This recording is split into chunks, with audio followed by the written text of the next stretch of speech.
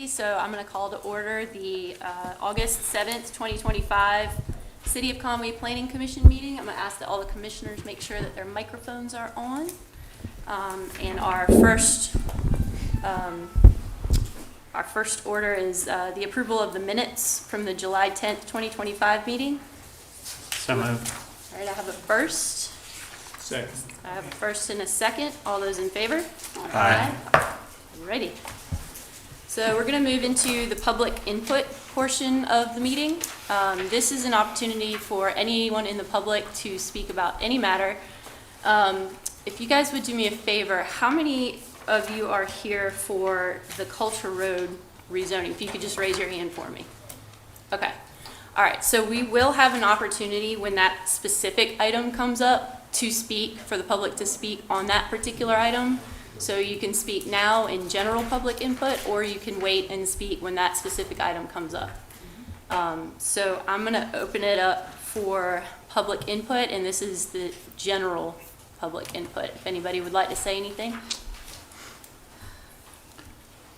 Yeah, we don't want the Okay, development. if you do want to say something, just come up to the microphone right here and just state your name and your address. Where is Sue? Good afternoon.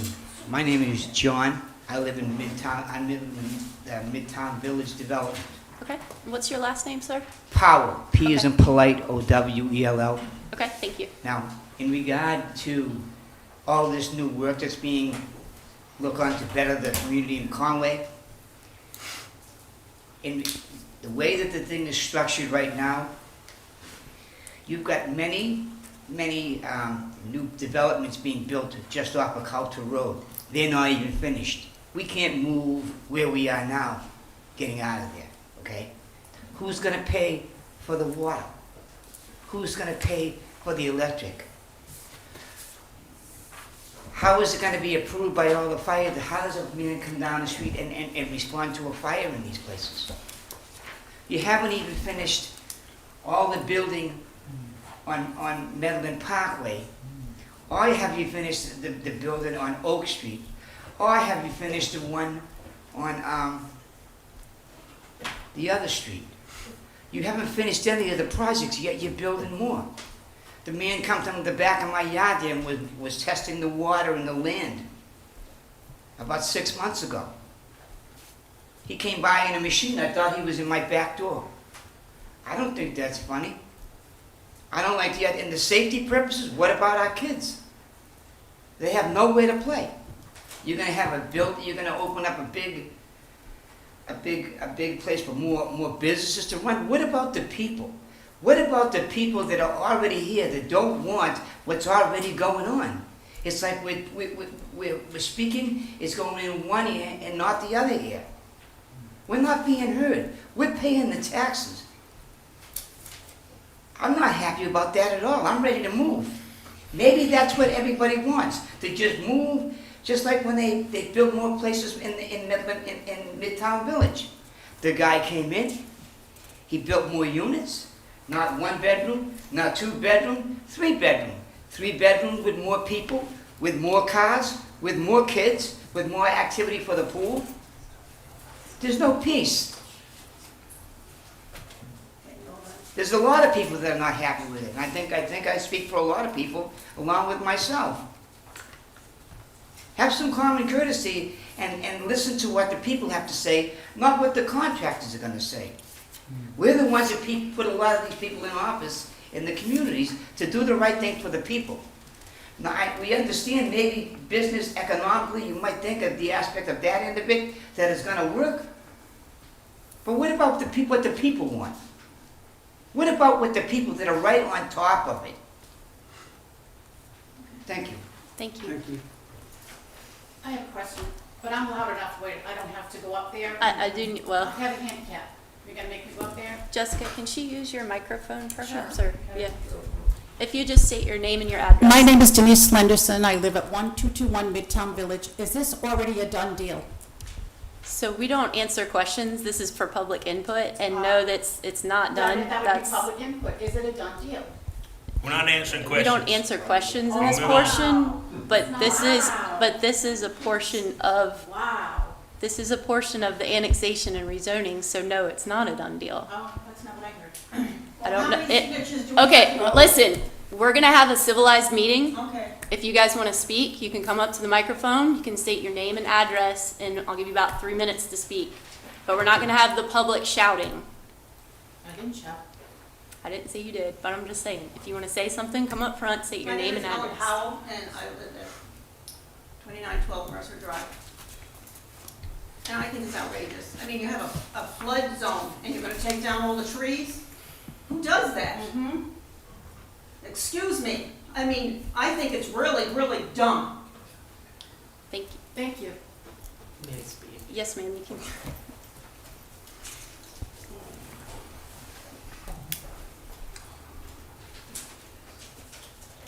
Someone's phone.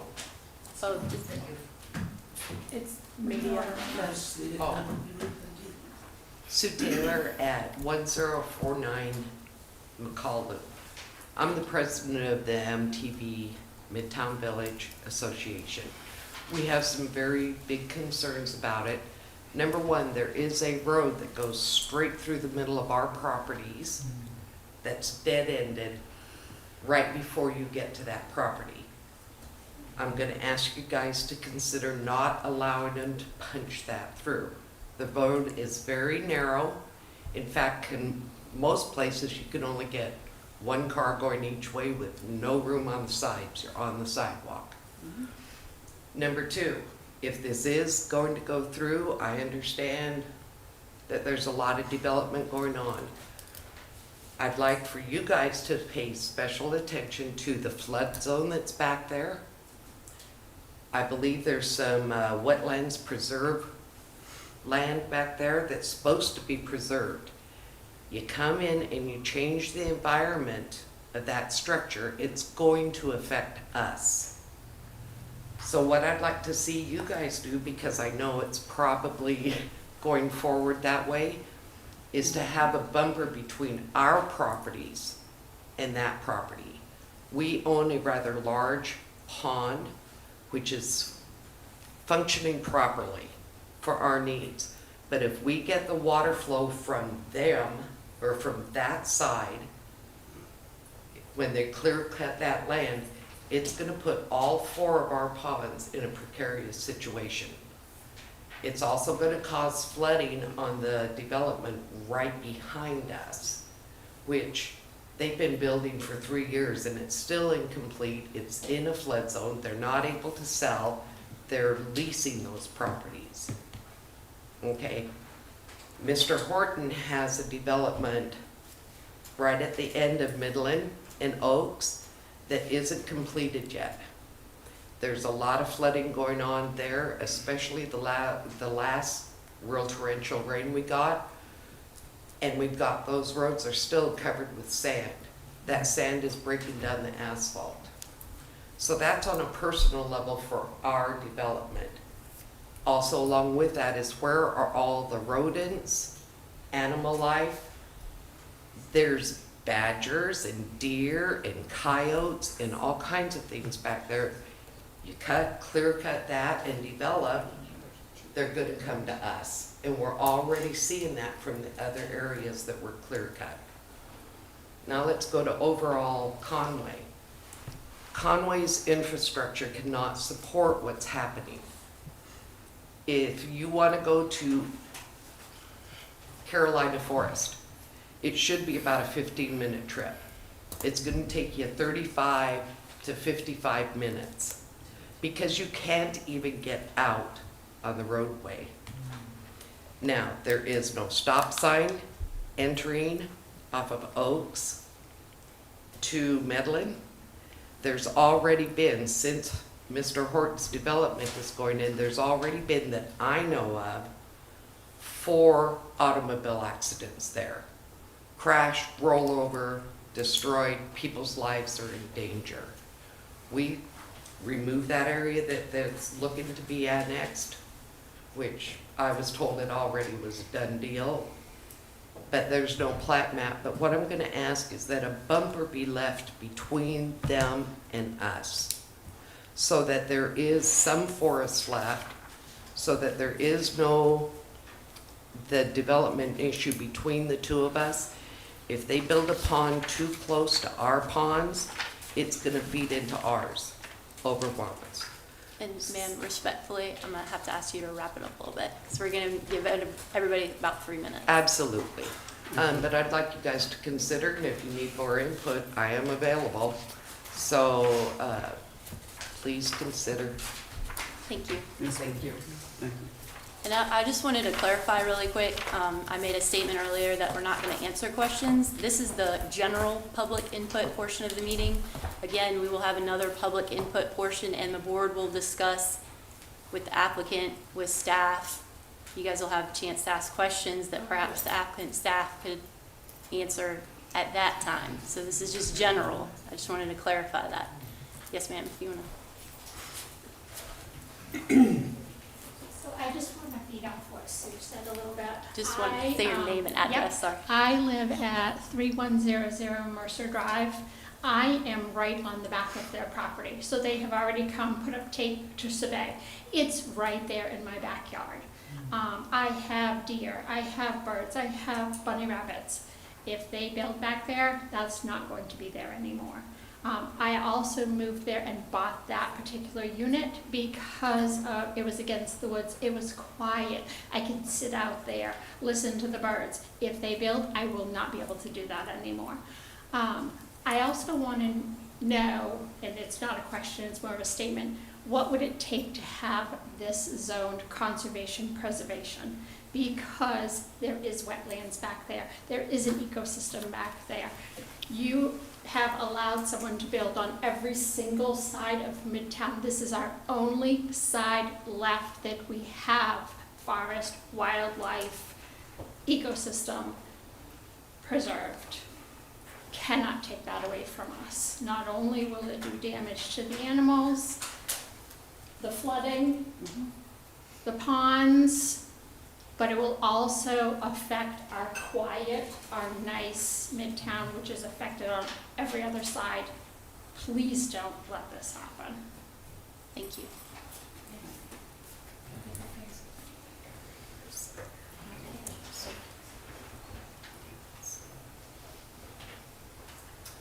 Justin Carter, 1623 4 Mile Road. This is my first time attending one of these meetings. So I just kind of wanted to get a feel for how this goes and what the thought process was, and probably a lot of us have to thank you guys for allowing us to zone the buildings that we have right now. So I know that there's a balance to this. Many people moved here, probably even in this meeting, to some of these neighborhoods.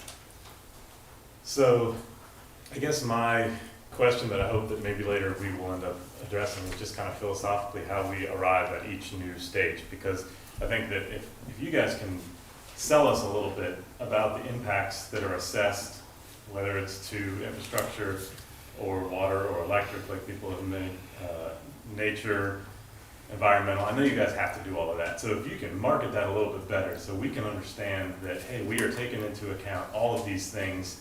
And we know this is America. We develop, right?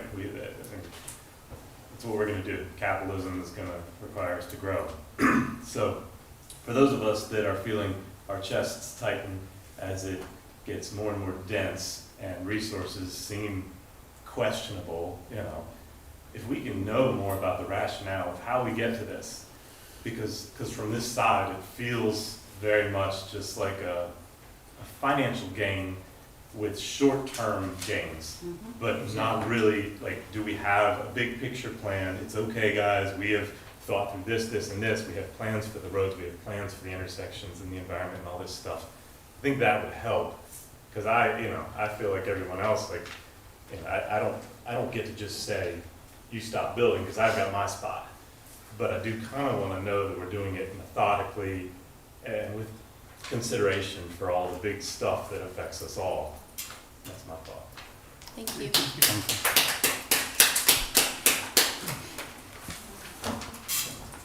Does anybody else want to speak? Move to close public input. All right, we have a first I'll second. and a second. All those in favor? Aye. Any opposed? Okay. Moving into our first item of subdivisions, it's a design modification. All right, the Brookhaven development was annexed into the city last year as a planned development district, and the applicant is currently in the process of getting our master plan approved. During that review process, staff noticed that the phasing plan showed issues with providing the required number of access points required by our ordinance.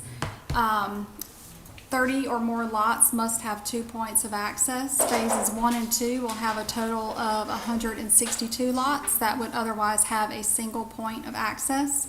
The applicant is proposing to install an emergency access point from Juniper Bay Road, which will be an all-weather surface, and this has been reviewed and approved by the fire marshal. You can kind of see that red line that goes out to Juniper Bay Road.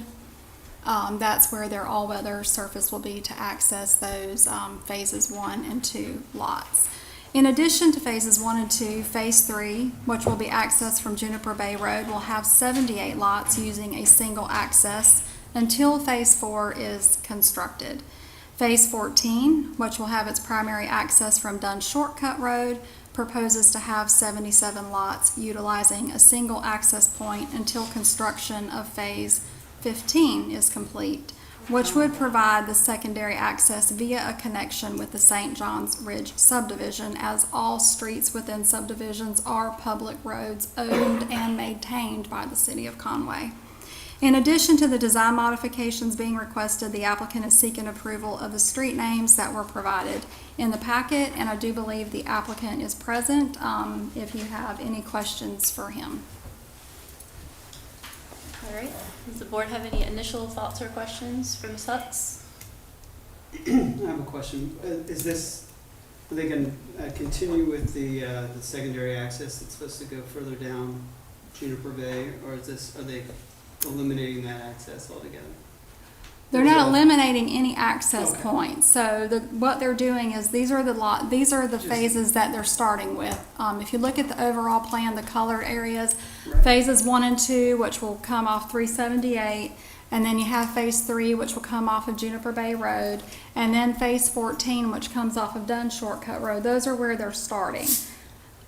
So phase 3 will still have that entrance on Juniper Bay, and in the big, I'm just concerned about that the red access road would be meaningless for the residents of that neighborhood to get on the 378. You'd have to do a sharp left and another sharp left, and I can imagine traffic loading up right there. So of course. Just trying to think, we're not considering closing down the top exit.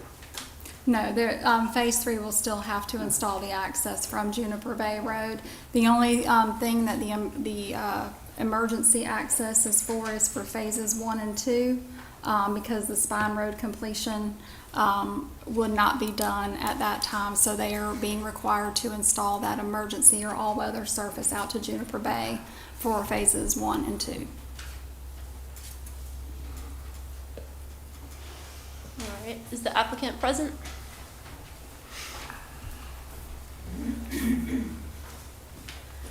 Hello, I'm Hello, John sir. Danford with Thomas & Hutton. How are you? Good, how are you doing? Good. Unless you have any questions, Jessica did a great job.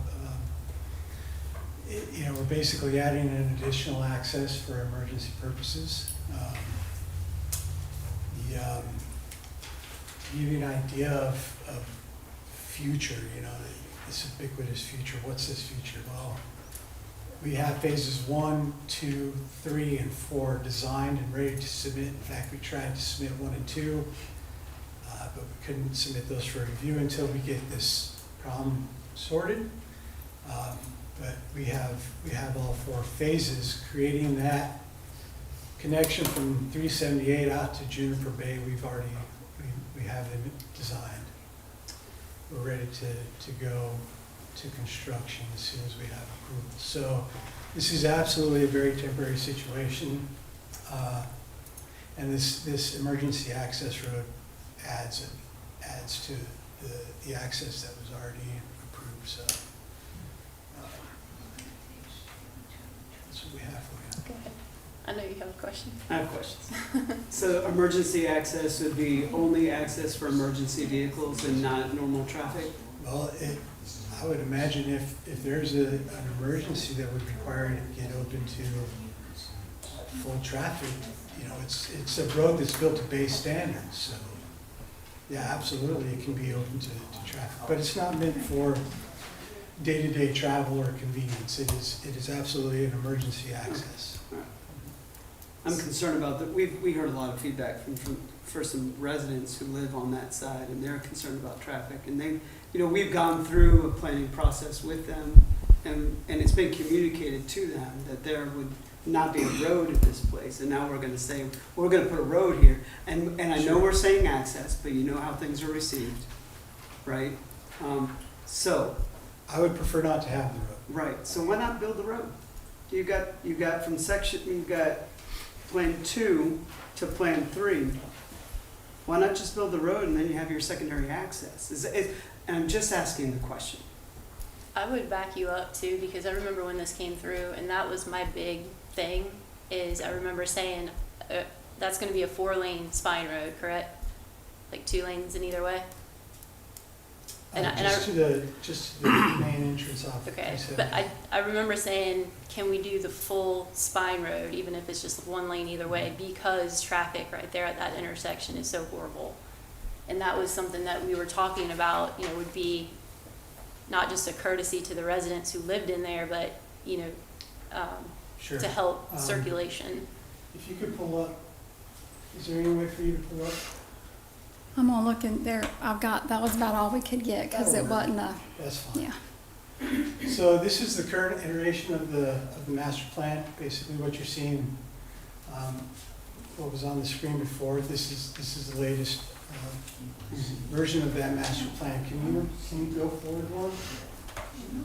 It didn't on, that's all that I could get on There's there. only one? Yeah, we can't open PDFs on that computer. I want to show you what city council approved. Okay. If you could please just pass it around. I think this is in our packet as an enlargement, right? Yeah, it is. It is. This guy? That's the same, yep. It's the exhibit that you have Brookhaven phasing, option 1 or option 2, this guy. So you'll see that the master plan that city council approved showed a phase 1 that was much larger than the phase 1 that we have now. In fact, it's almost exactly the same footprint. What we've done is basically sub-phased phase 1 into 2 separate phases, phase 1 and 2. Those are submitted for construction under the same cover, the same set of plans, right? So instead of just having the big green blob that council approved, they approved those 140 plus lots on a single point of development, or a single point of access. Right? That's what they approved, 140 plus units on 1 point of access with that phasing plan. All we've really done is sub-phased it into 2 phases and provided an extra access, emergency access, which was not discussed, brought up, noted, recorded in minutes, or commented on with the approved city council version.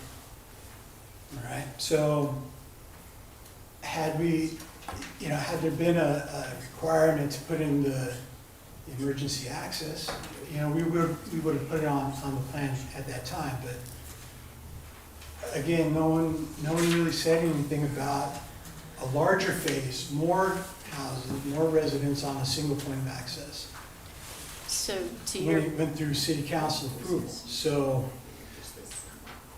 the phase 1 and 2 are under the same construction set. Phases 3 and 4 are also going to be submitted as one package. And we're prepared to do that on receiving approval of this design modification. Let me, and I think I'm with you, John, so don't shoot at me. What, if they're saying we're not gonna approve this design modification, what would that force, y'all to do? build the spine road. I don't really know. because as I said. Oh, come on, John. You had to be thinking about that. You're This is here. I'm very serious about it, because as I said, we have all 4 phases, first 4 phases, creating that connection, designed. We're ready to go. But we can't even move forward with review of those plans because the master plan can't get approved. So what would we be forced to do? Well, I could either give you a temporary emergency access easement through phase 4 at the same time that you're actually reviewing the plans for phase 4 for a fully paved cross-section, right? So that road will never get built. It'll actually be a paved road. I could do that for you, instead of going out to Juniper Bay, just, do an emergency access easement through phase 4. But really, why we're here is not because we have a problem with our construction or we have a problem with our design. We can't move forward with staff review, with City of Conway review of any of our construction plans until this road is settled. And again, I'm looking at a plan that your city council approved that showed the same exact thing, and all we really did was change the colors and added. But the plan shows phase 1 and phase 2. Phase 1 has 1 point of access. Phase 2 completes that secondary access. So by dividing them up into 4 phases, you're not guaranteeing that you get that secondary access at time that those second Phase phase. 2, I don't believe, creates In the your, access for phase in your 1. original one that you just passed It around, creates the full spine road. the phase 1 yellow and phase goes all 2. the way out.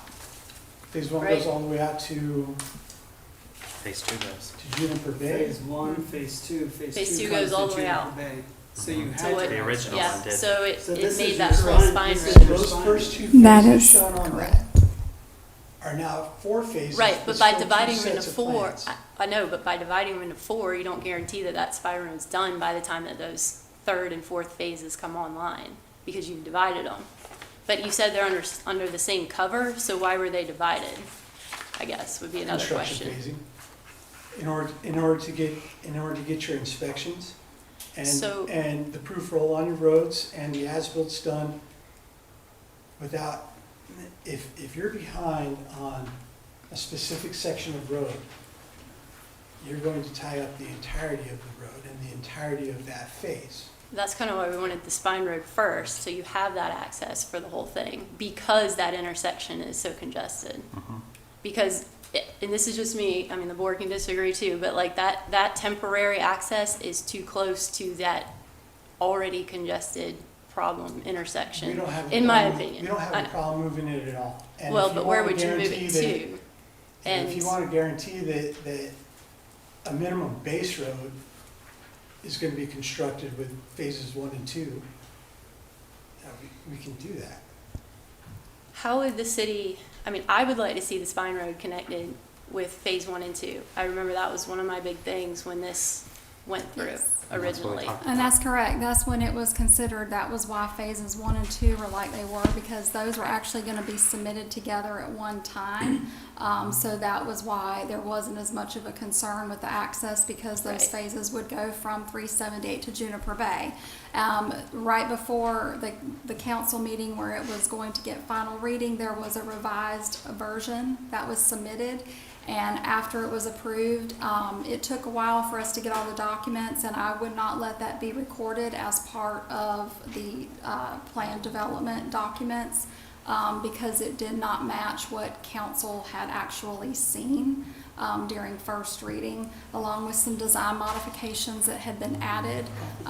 So at any rate, what was actually recorded was what was seen by planning commission and city council. But I think what John is saying is that for at least phases 1 and 2, they would have that emergency access, and there is the ability to restrict that access to emergency vehicles only, if it were to be approved. That doesn't solve the issue with phases 3 and phases 14, which would only have that single point of access, but for 1 and 2, there is that capability of only making it available to emergency vehicles should it be approved.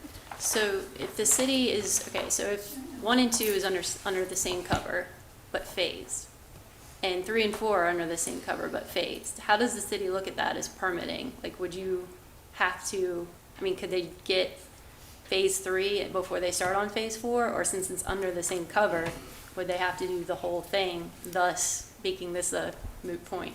Well, you're saying, could they do phase 4 before they did phase 3? If you're submitting 3 and 4 under the same cover? I mean, Yeah.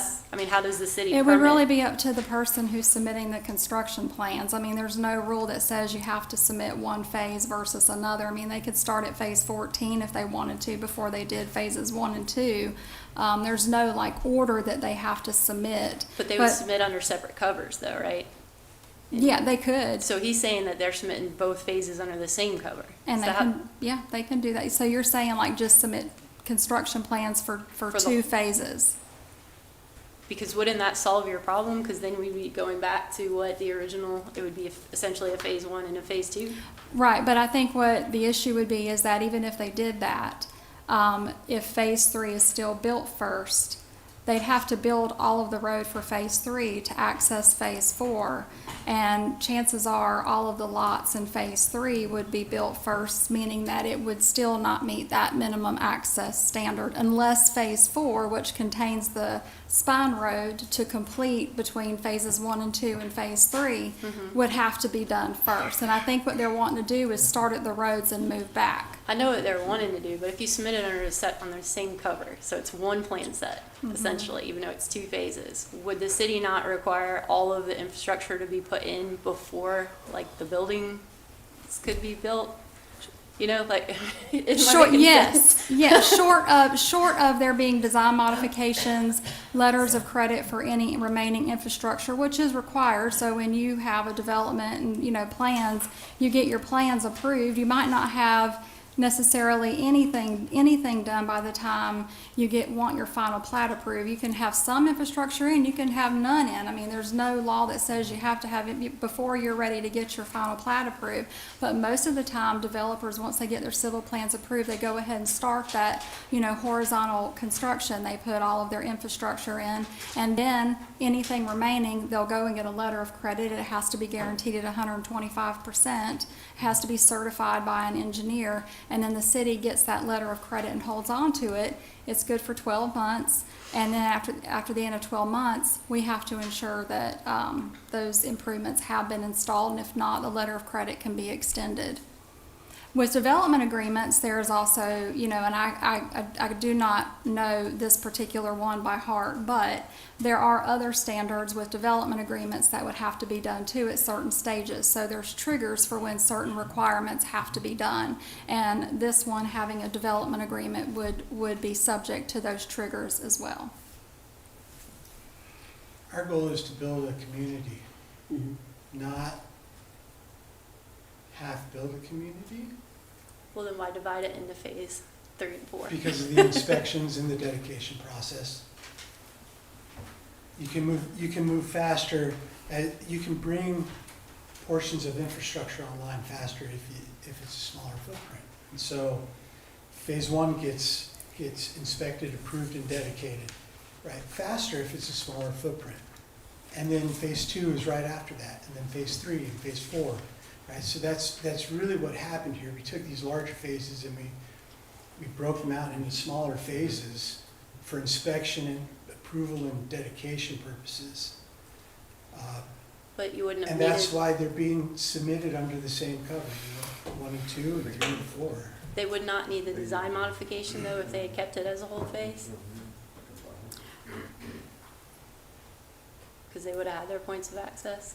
If they were doing phases 1 and 2, like the plans that you had looked at, that was the understanding, was that those were going to be done together, which would have required the spine road to have been completed from 378 to Juniper Bay. Then no. So that's kind of where I'm at, I guess, to put it in a nutshell. Sorry. Is the rationale from your side a money issue, or is it, what's the rationale for asking for this? Because we're really struggling to understand why are we gonna build an extra road that's gonna be in somebody's yard or adjacent to somebody's yard, rather than just doing the plan that we had at the beginning? And if you could maybe explain that, we could give a more judicious view of this, because I think you're hearing our thoughts on this, so like, we'll just, convince us. You want the road built, right? Yeah. You want Yes. the road built. We And the want neighbors around that there wanted it built infrastructure. too. Yeah. We're We struggling for absolutely are on infrastructure. the same page. I think we all want the road built. The road being built is good for everybody in the room. My client, me, Okay. City of Conway. That is the goal here. If I don't have to build an emergency access and make the neighbors mad, I'm happy with that. If I can go back to what City Council approved with its subphase the way it is, They didn't have the information when, Well, I don't know why they didn't have we all work by the same rule book. You know that X number of lots requires a second access. You guys know that, we know that. They're not privy to all the nuts and bolts of the, sure. and so, if you give them a bad plan, they don't know it's a bad plan yet, and so that's what our job is. And we're gonna make a Sure. recommendation to them, and they get to vote on it, so like. And I don't believe at any point anyone This has one's said us. this is a bad plan. This one does not go to council. Yeah, this one's us. I don't think anyone at any point has said this is a bad plan. And I I'm think sorry, there's just concerns about distilling it. It's things just the not getting phasing, built. but, yeah. Because if the bottom And- dropped out tomorrow and you got, We're in an industry 100 and some where, people with no one way out. where we build stuff. Yeah. And I think that's why it's our changed. goal is to build this community. And the timing of it, yeah, I'd like to go as quickly as possible. But I can't even start the process of, hey, here's the construction plans, look at them. Until this is addressed. And I think that's kind of the confusion, is that, a phasing plan is, not really something that you have to have. The master plan or conceptual plan as part of the PD is what was required. We're obviously not reviewing full construction documents at the time that it's being rezoned to a planned development district. So even ones that are already have by right development, construction plans are submitted, a lot of times you don't really know where the phases are necessarily, going to be through the master plan process. We'll get plans in and it'll get reviewed by all departments, and then they submit the final plat, and then you get all these comments and you're like, well, wait a minute. It's because those departments didn't know the same things that maybe our department knows at the time when we're reviewing the construction plans, and it's not realized until the final plat is approved. And the same thing goes for something like this. The phasing plan isn't something that we're really, looking at or inspecting, because this is just a land use, this is just a zoning change.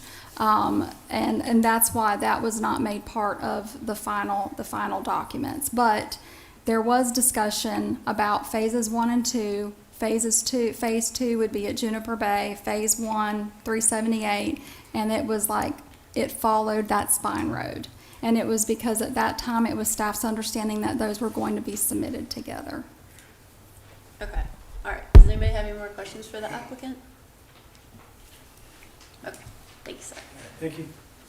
All right, so, Ms. Hux, can we take the requests one by one and vote on them, or? Absolutely. There's not a public hearing on this one, right? No. Yeah. Okay. Does the board have any more thoughts? Wholeheartedly approve for the street names. You want to start with the street names? Yes. Okay, If we'll separate the street names, we can give that a check mark. okay, would you like to make a motion? Sure, I'll make a motion that we request that we grant approval for the street names for said development as listed. Okay, I'll second. All those in favor of the street name approval? Aye. All right, we got one. Okay, so let's go with request number 1, where they have the 83 lots coming off 378 with the temporary all-weather access road. So 1 and 2 kind of tie together, and then 3 is an extension of that. Do you guys have any thoughts, questions, comments?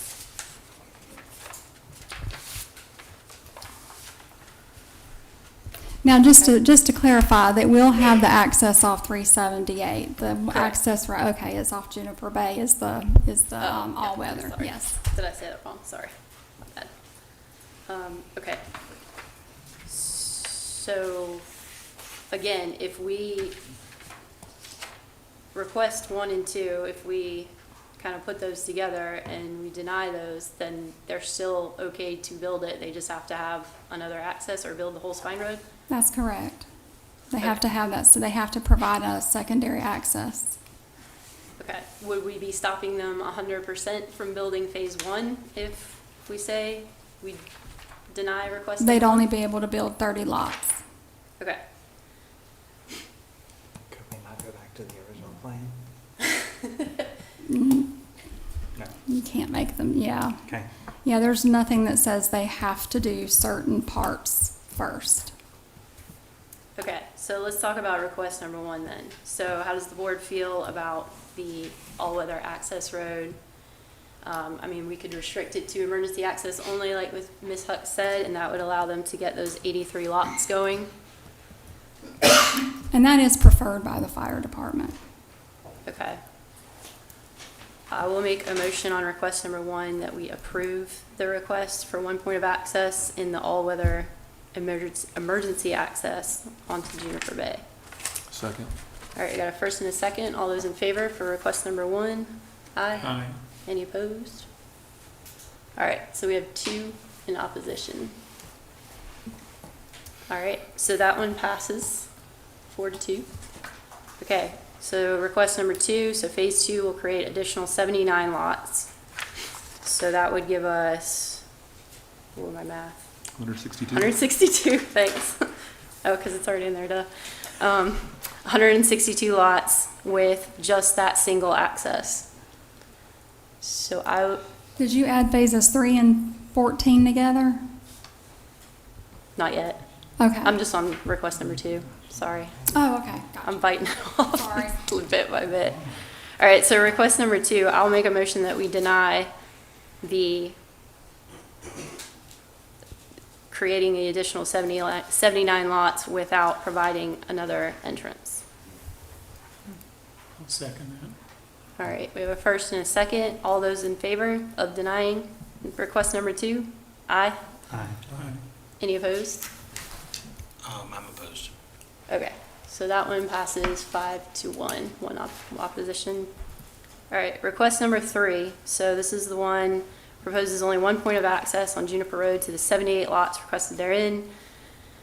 And then the remaining connecting of the spine road won't happen until phase 4. Can I, point of clarification before we do this, what's the maximum number of lots for a single point of access? 30. 30? So we just approved on request number 1 point of access to 83 lots. So this would be essentially approving or disapproving 1 single point of access to 78 lots. And there's no approval to any other access for fire, there's no emergency? Correct. This would just be 1 straight up access. All right, anybody want to make a motion on this one? I'll make a motion that we approve request number 3 for 1 access point on Juniper Bay Road for the 78 lots. I'll second. All right, we got a first and a second. All those in favor? Aye. Aye. Any opposed? All right, we have a 1, are you opposed? No, aye. Okay, Sorry. okay. All right, Mr. Bryson is opposed, so 5-1. And then request number 4, so phase 14 proposes 1 point of access to 77 lots off of Dunn Shortcut Road. So the secondary access would be constructed on phase 15. Discussion, thoughts? All right, I will make a motion that we approve that request, seeing that it is similar to request number 1 and number 3. Second. We have a first and a second. All those in favor? Aye. Aye. Any opposed? Okay. I think that's all of them. So the only one that we denied is number 2. So, but hopefully, I mean, if you guys can make that connector road work, that'd be awesome. Hopefully it'll get submitted and built seamlessly. Yeah, absolutely. Okay. Appreciate it. Alrighty, moving on to public hearings, rezoning request number 1.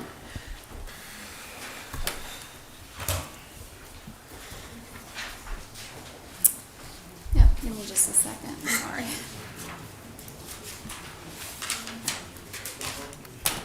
All right, this property is located behind the Coastal Center Shopping Mall. Staff discovered during technical review of the redevelopment of the property that this parcel to be used for stormwater purposes is still in the county's jurisdiction. The applicant was made aware that it would need to be annexed and combined with the project at that time. The parcel is shown as conservation preservation on the city's future land use map, and a majority of the parcel is within a flood zone. However, the property has been used for stormwater purposes for the shopping center historically, and that is the proposed continued use. Council approved first reading of the ordinance to annex and zone the property highway commercial upon annexation at their July 21st meeting, with final reading currently scheduled for August 18th, pending a recommendation from Planning Commission. With that, I'll be happy to answer any questions you have, and this was advertised for a public hearing. Okay, does the board have any initial thoughts or questions? Their request is for a stormwater pond? That's what they're going to use for stormwater, whether it's actually going to be installation or some type of dry retention or underground stormwater, I could not tell you that, but that is the purposes of that parcel. Can you clarify and maybe it's just my lack of experience, the zoning, current zoning is commercial forest agriculture, proposed is highway commercial. Does that keep in line with? The property, the mall is all highway commercial. So even though this parcel is less than 3 acres and it's not, the requested zoning is not consistent with the future land use map, it is consistent with the abutting properties and will be combined, so therefore it would not be like a spot zoning concern issue. All right, this is a public hearing, so is there anyone from the public who would like to speak on this matter? All right, I will make a motion to close public input. Second. A first and a second, all those in favor? Aye. Aye. Any opposed? Okay, is the applicant present? They may not be. This was something that staff initiated. Okay. Yeah. No problem. All right, board? I'll make a motion that we recommend approval of the rezoning. Second. All right, we have a first and a second. All those in favor? Aye. Any opposed? Okay. All righty. Before we start number 2, Mr. Anderson, Did you want to switch 2 and 3?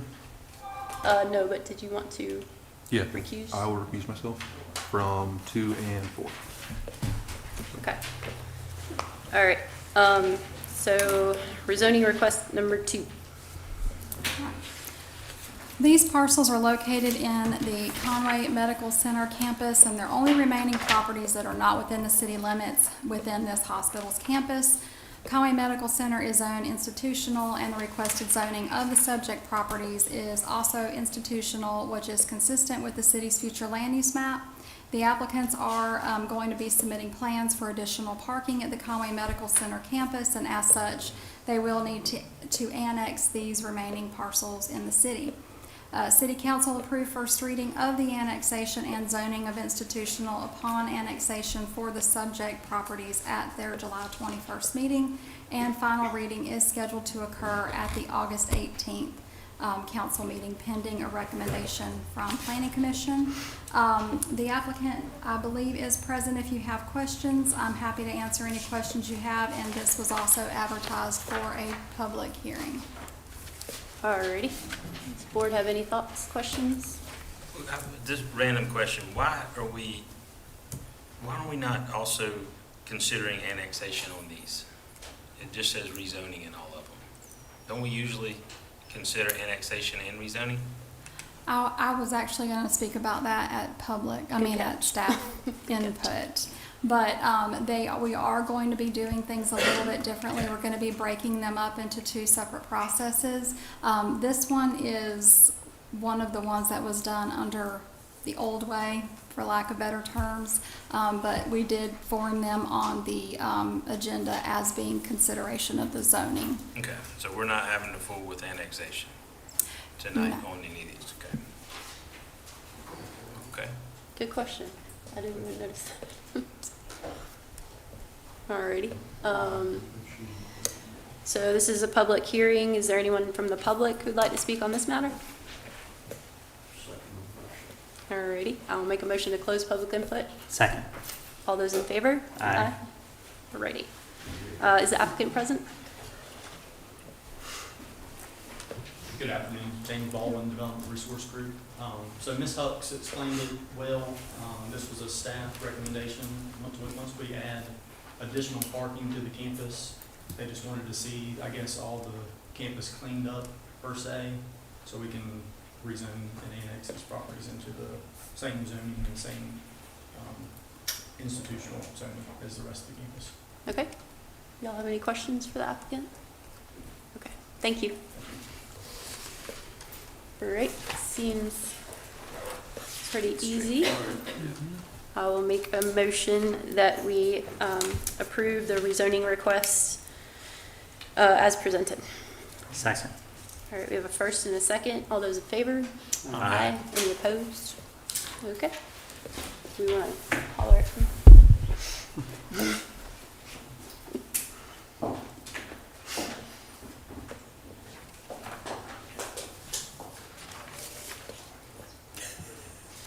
You get way down there? Thought we were gonna be a while. His moralism is strong. His moral. Alrighty, moving on to item 3. Take it away, Ms. Hucks. All right. This property was transferred into the current owner's name in May of 2024. At some point in time, they were made aware of the requirement to request annexation as a result of the requirement to connect to city utilities. The property is currently zoned SF10 in Horry County's jurisdiction, which means single family, no mobile homes allowed on 10,000 square foot lots minimum. It's within the Coastal Heights subdivision. The abutting property was annexed in 2018, and property directly across Lander Drive was annexed in 2013. There are 23 other lots in the Coastal Heights subdivision that have been annexed over the years. The requested zoning upon annexation is low to medium density residential district, or R1, which is also consistent with the zoning of the other lots that were annexed and the city's future land use map. City Council approved first reading of an ordinance to annex the subject property at their August 4th meeting, and following Planning Commission's recommendation of the zoning of the property, a separate ordinance will be forwarded to Council for the zoning upon annexation. With that, I'll be happy to answer any questions that you have, and this was advertised for a public hearing. And this too is one of those ones you've never really looked at ones like this. This is also. All right, does the board have any initial thoughts or questions? This is within the city's utility service district, correct? That's right. Okay. Which is kind of irrelevant tonight, because it's not annexation. True. Good point. All right. Again, this is a public hearing. If anyone's present would like to speak on this matter, make a motion to close public input. Second. Got a second? All those in favor? Aye. Okay, is the applicant present? Probably not. This was a, they were required to request annexation. All right. Again, this one seems to make sense to me, so I will make a motion that we approve the rezoning request as presented. Second. And we got a second. We'll give it to Mr. Anderson. Flip it. All those in favor? Aye. Aye. Any opposed? Okay, motion carries. All right, number 4. I'd like to recuse myself. See you later.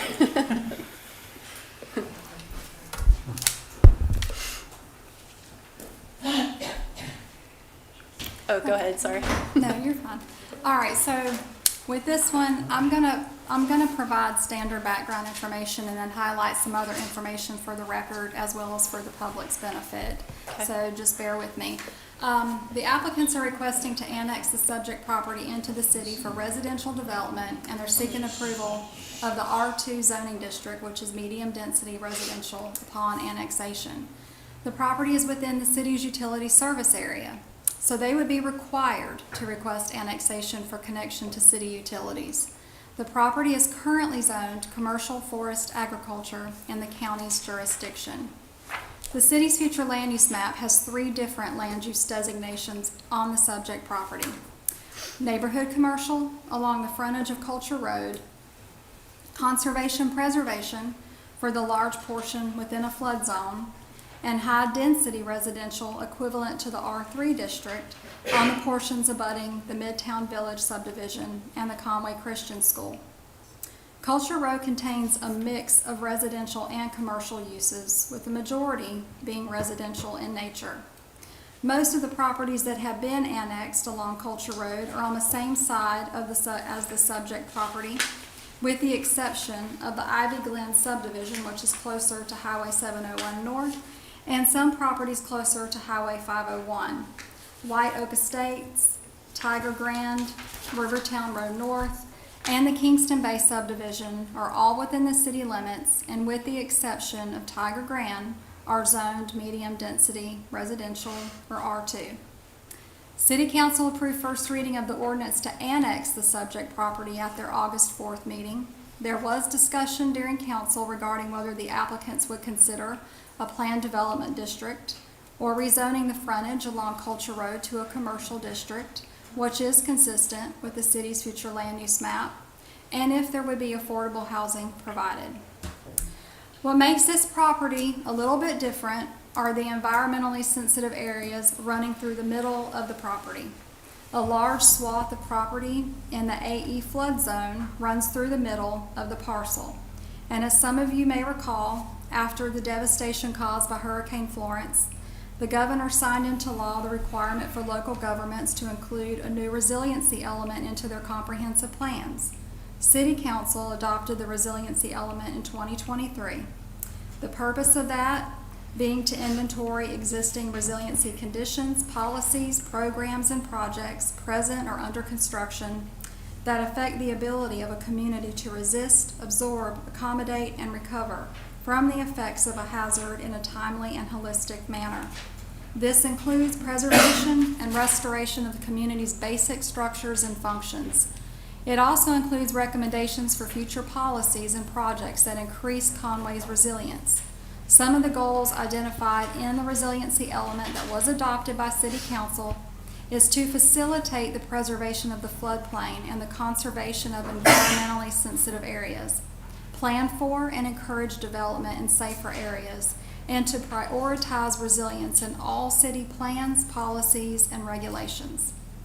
At the same time the resiliency element was being drafted, an ordinance that would permit the split zoning of properties upon annexation or rezoning when properties seeking annexation and or rezoning were being considered that contained environmentally sensitive areas, as council was concerned with the amount of development that was being proposed, especially in areas that contain flood zones, floodways, and wetlands.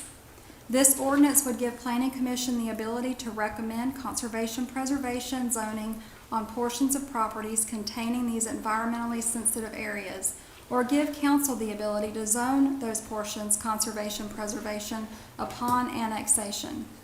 This ordinance was adopted by City Council in early 2023, and just since the adoption of that ordinance, and in conjunction with the city's other mechanisms for preserving wetlands or floodplains through conservation subdivision design or through development agreements, has ensured the protection of nearly 1,200 acres of environmentally sensitive areas in the last 2 years.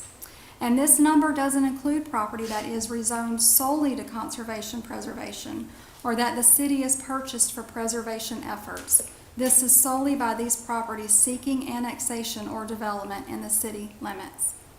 Staff is aware of the concerns of potential environmental impacts, limitations of current infrastructure, and overdevelopment in the area, which creates worsening traffic conditions.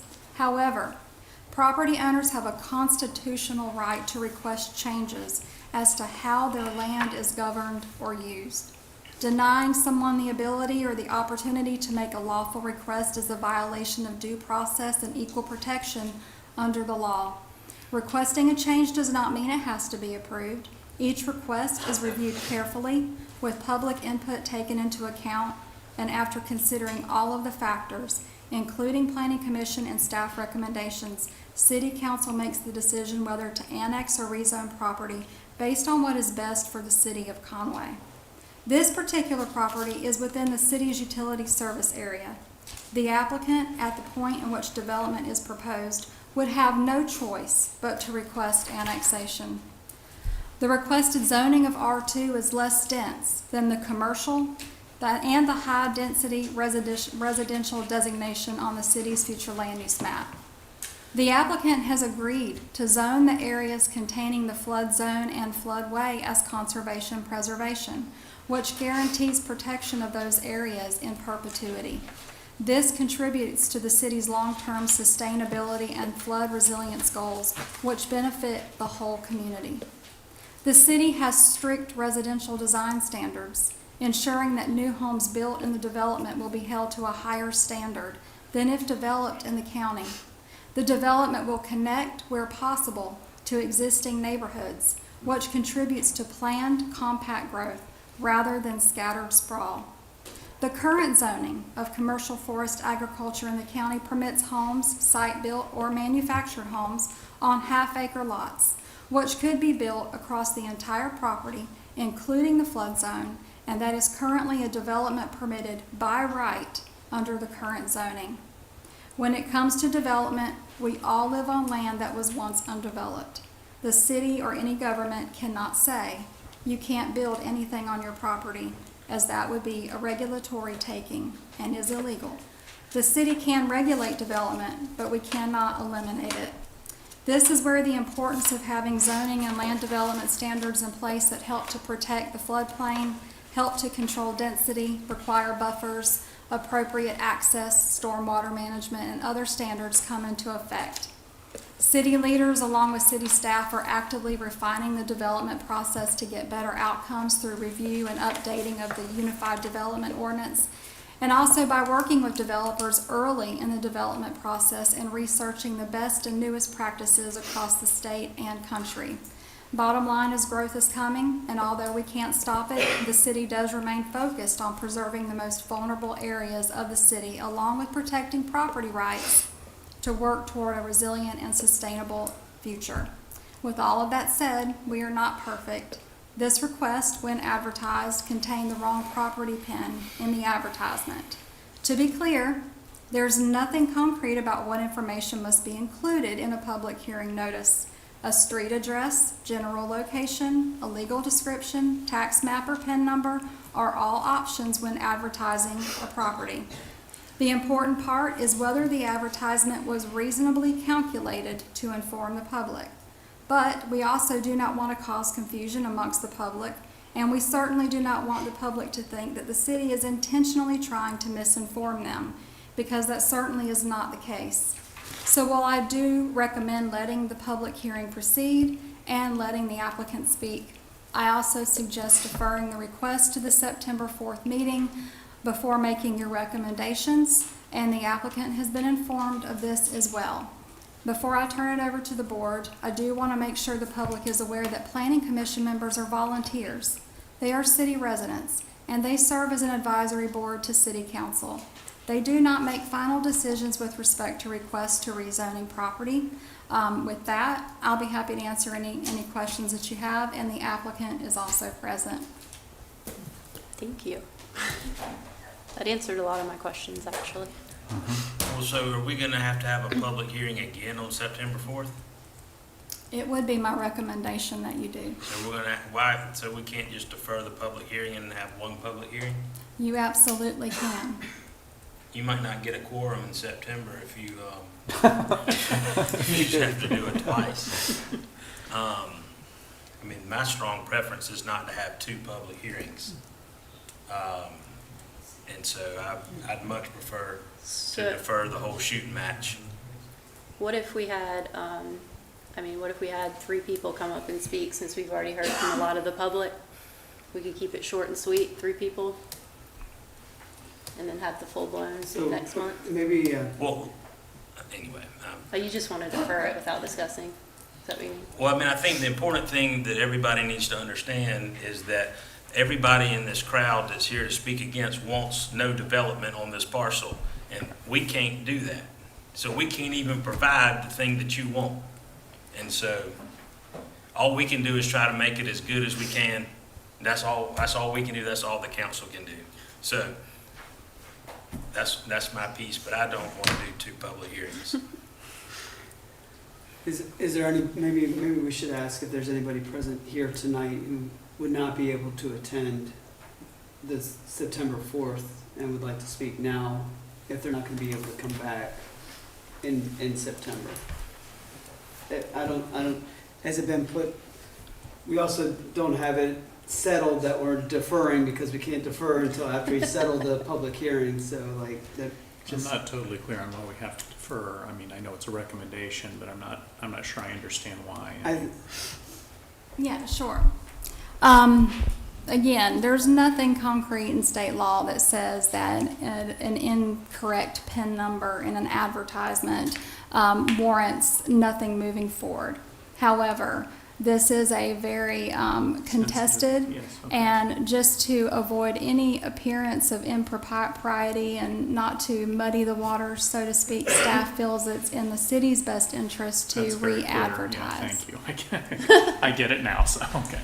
Okay, so in the interest of everyone's time, like I said, let's have 3 people come up if you've not spoken. 3 people, up to 3 people, I guess, or, if you guys, like Mr. Bryson said, can't come in the September meeting, I'll open it up for a quick public input. If you just come up and state your name and address. My name is Vicki Smink. I live at 1313 Midtown Village Drive, and my property butts right up to the property in question. The thing I'm most concerned with, based on the letter that we got, that half of the neighborhood didn't get, is where you have got your entrances. If they hook up to Midtown Village or to McDougal, it's going to cause a heck of a lot of traffic in our neighborhood. We've got children, we've got all of our beautiful pets, we've got senior citizens that live there. And who's going to look out for them? Nobody. Because these people drive like bats out of hell down here. You're showing one entrance, otherwise that's in between 2 homes on Oak Street. What happens there? You're going to have people plowing out onto Oak Street. I was here during Hurricane Matthew and Hurricane Florence. The whole area around our neighborhood flooded. You could not get down Mill Pond, you could not get down Oak, you could not get down, all the way down 701 was closed off for flooding. The only way you could get around was to come down our main street. And it was a nightmare. For 6 weeks, it would take me 20, 30 minutes just to get a mile and a half down to Food Lion. Nobody should have to put up with that. If they redesign everything, it's going to, what we're concerned with primarily, where my husband and I live, we have watched the floodwaters literally come up in our pond, in our backyard, up to our fence. And then all of a sudden, magically, it drains into the woods. They diddle around with that, and it's going to be a nightmare. Nobody can guarantee that we're not going to get flooded out. I'm over 70 years old. I don't have time to deal with this crap. Other thing, wild animals. So far this year, I have had 3 poisonous snakes in my backyard. I can't even let my dog out first without running to make sure that there's nothing crawling around out there. This is, we believe, from the development going on the other side of the Conway Christian School. But it's a nightmare with that. I can't be around poisonous snakes. You want to see somebody stand up on tables and go, that would be me. We have gotten possums and raccoons, and it's a nightmare. It's been 3 minutes. Oh, sorry. Yeah. But I'd like you all to please reconsider. Thank you. Thank you. I just wanted to clarify too, this is a rezoning, and we, to my knowledge, have not received a plan. This is a strict rezoning, so there isn't even a plan done yet. But, and I'm sure Ms. Hux can say, but the city does require connectivity between neighborhoods. That's why your neighborhood has that stub out. So I think the developer would be required to connect to that at the property line. I'm just telling you what is in the city's ordinance, and that we have not received a plan. It's just a straight rezoning. Yes, it is the law. Is there anybody else who'd like to speak? Can I say something again, please? If you come up, state your name and your address. Yes, sir.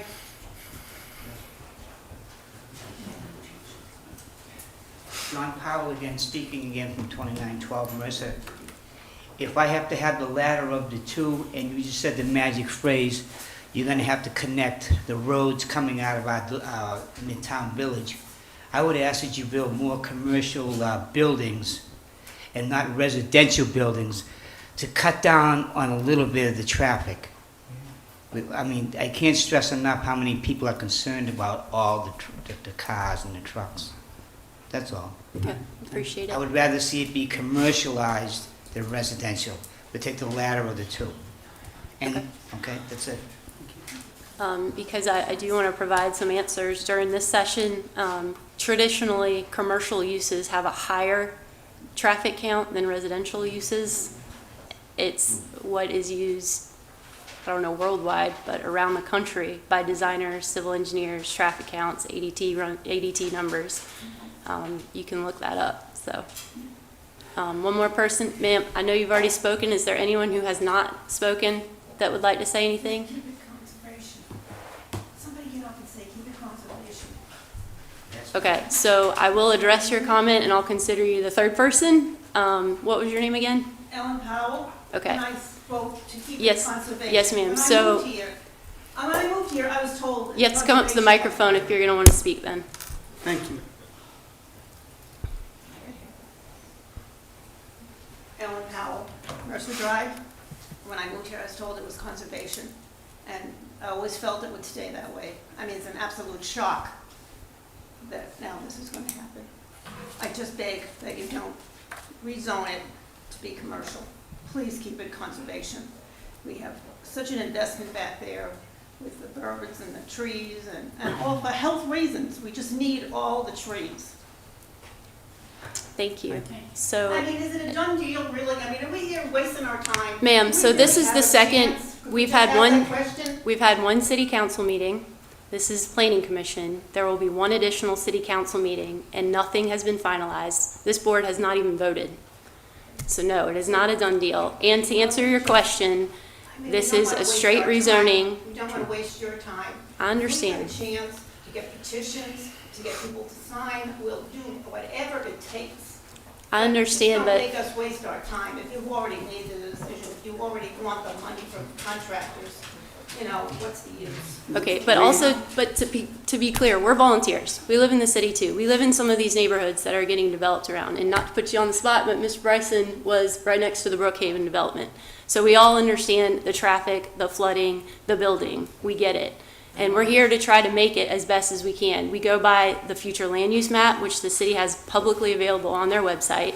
You can look up zoning codes. Horry County GIS has all of the zonings of all the parcels available. That parcel has always been zoned CFA in the county, and as Ms. Huck said, it could be cleared today and houses could be built on it today. Without any In the of our county. approval. They could So actually, there's- by right development, they could get over 200 lots across the entire 109 acres right now. They could submit plans to Horry County to do that today. And what the developer is proposing, Telling me. what the developer is proposing here is to keep that flood zone area, the area you see in CP on the screen up here, as that conservation preservation. Means it would not be cleared. I don't know, I'm guessing. Okay. It's timbered.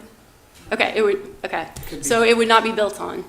I can't verify if it would be cleared or not. So we But, go around it, is that what you're saying? so conservation preservation means no housing or development can go in it. So they're preserving that. Why don't we just propose that? So, as Ms. Huck's- conservation- Because As we Ms. can't Huck go through said- and tell people what they can do with their Yeah. land. You cannot legally tell someone they cannot develop their land. Does it still belong to Burroughs and Chapin? No.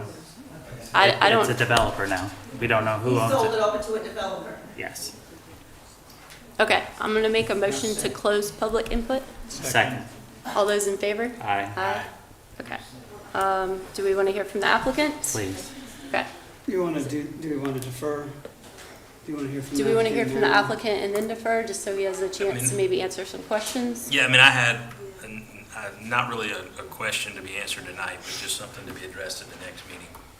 Okay. And Okay. so I think it'd be worth, entertaining that prior to the motion to defer. Okay. Okay, all right. Is the applicant present?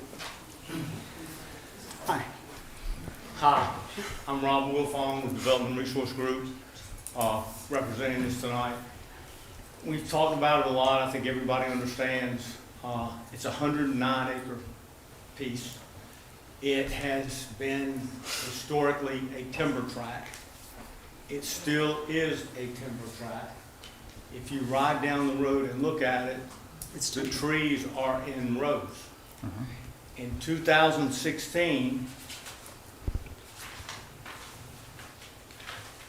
it was timbered. Not a tree left on it. So I mean, there's a photo, 2016.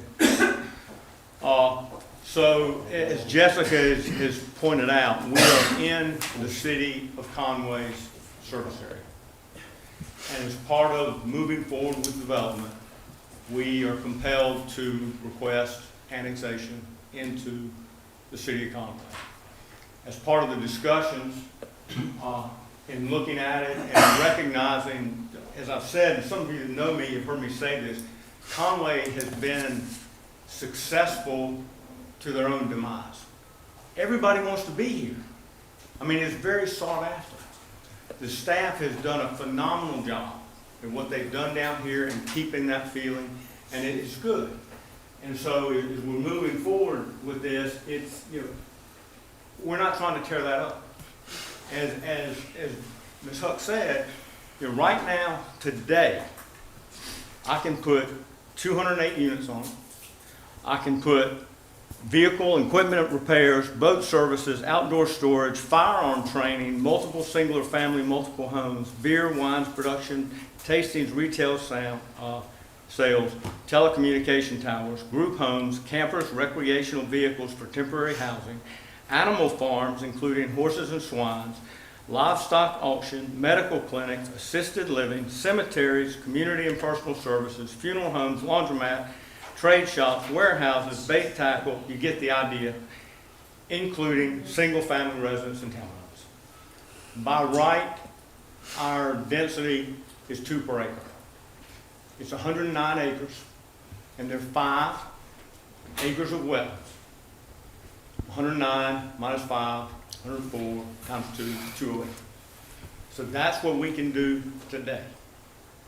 And, you know, in trying to work with the community, what we're going to take that whole center swath there, which is in a AE flood zone, and rezone that because code allows us, in this instance, to have overlapping zones on the same piece of property. Historically, you don't do that because you can't find it. As an engineer and a surveyor, when a line is drawn sometimes across a piece of property, it doesn't follow the property line, makes it hard to find. You know, because it's, you know, where was it really drawn? So, but in this case, we can do that, and we would then have single-family homes in the R2 district. That's a 6,000 square foot lot, which is 120 feet deep, along the outside there at Cultra, and some coming down along Oak, and then of course in the back by the school. Access primary access will be off Oak Forest.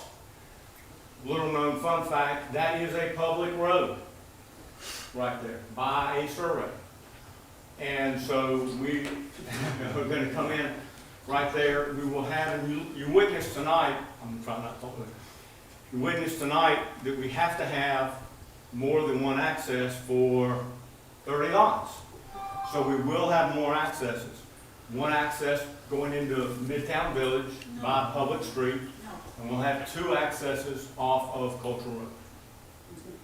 So at the end of the day, like, our density would not be near, just by the different parameters that we've sort of trying to work with the city on.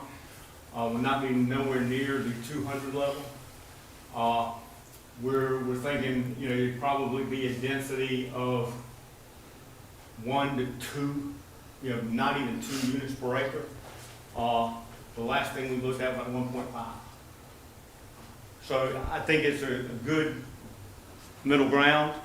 The conservation preservation area does protect the flood zone. We're less dense than Midtown Village. There are 3, they're smaller lots. By state law, our stormwater has to be contained on site and cannot go to the adjacent property. You know, and why would we want to? We got a doggone flood zone down there running down the center of the property. I wonder where the where the stormwater is going to go. So I'm here to answer questions. I think there's been a lot of misinformation, and the unknown creates that. And I apologize. If there's anything I can do to answer any questions, I'd be more than happy to answer. How many acres is the CP area? Do you know? No. And I thought about that today. Would you say it's half the site? Maybe a little less than half the site? I think it's more than half. More than It half? is more than half. We brought the map in, and the FEMA map in, and it lays in there, and I have not closed the polygon to tell me what that acreage is, but it's pretty significant. It's over half of it. They'll get like a survey to show the acreage. That way, you know, if it moves forward, then we'll have so many acres. We'll need to know how many acres will actually be that zoning, and then how many would be the R2 zoning. So there'll be quite a bit of open space, it looks like. So the R2 on the bottom, that's not controversial to me. CP, not controversial at all. And I don't need to hear it right now. I'd probably prefer not to hear it. I want y'all to think about it. But I need to understand why we should break from the future land use map on the parcel, or the portion of the parcel up against Cultural Road. That's issue 1. And then is there expected to be connectivity between the 2 pieces of R2? That's kind of, is connectivity possible? Yes. Okay.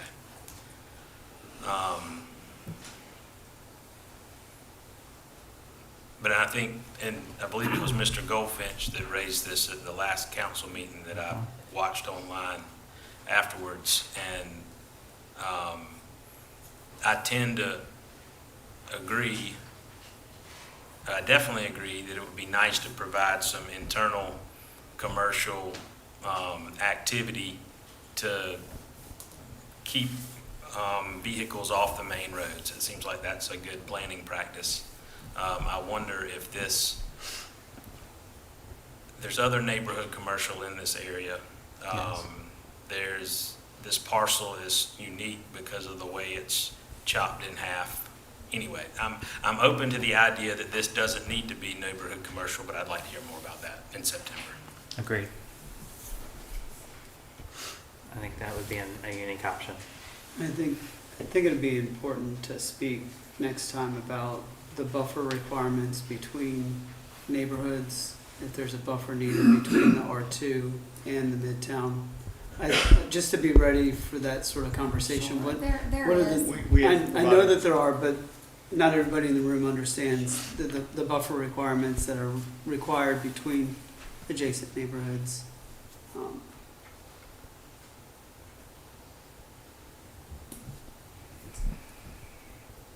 And we are not considering conservation preservation development, this is just an annexation that would separate the conservation preservation out of this. Right, so conservation preservation is an actual zoning district. Right. Conservation subdivision is a That's- development design. And we're not And considering the that. reason, and that actually was discussed with the applicant. The issue with that is that you have 100-foot buffers adjacent to the rights of way. And in order to preserve that flood zone, he wouldn't really have enough room to build the road and the lots between that 100-foot buffer and the flood zone area. Thank you for fixing my language there. Thank you. Again. Would he benefit from plan development? Well, plan development, you're basically writing your own ordinance. Yeah, So, no. it's not, Okay. it's not gonna work. If he was to explore, like you suggested, the NC and the R2, since it's all one parcel, would we be allowed to zone it that way? Or You can recommend Okay. that. Yeah, you can make that recommendation. okay, Would we have to subdivide? Oh, yes, I mean, let's just say that is what happened, then the commercial pieces would be a separate piece. so we It would becomes have, a separate parcel. so we would have to recommend the zoning contingent upon, or could we recommend, I guess is what I'm saying, since it's all one parcel? Because we would Yeah, be I then mean, forcing him to. Yeah, they would have to subdivide the portions, and honestly, if that was a route that planning commission or the applicant were to go down, it would be better if we knew what that acreage would be for, for rezoning So you would purposes. subdivide it first or something, or just Or draw just the line? propose, Gotcha. Okay. yeah. Building on your idea, just for next month.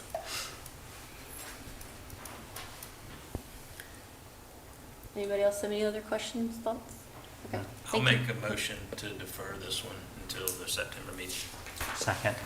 All right, we have a first and a second. All those in favor? Any opposed? Okay. All right, so we will be back in this room on September 4th at 5:30. Yes. Yep, it will have, yep, Yes. it'll be open to everybody again. Yes. Yes, ma'am. Yes, ma'am. Yep. All right. So item 5 is requesting deferral.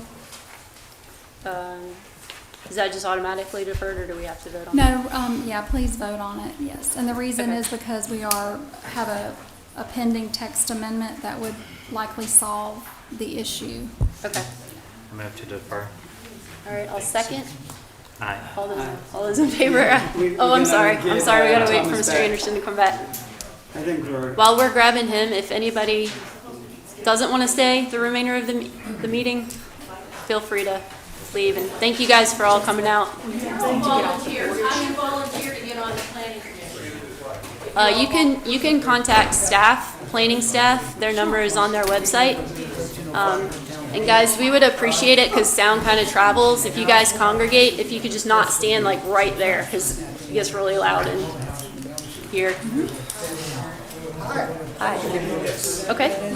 This is what Conway was like 100 years ago.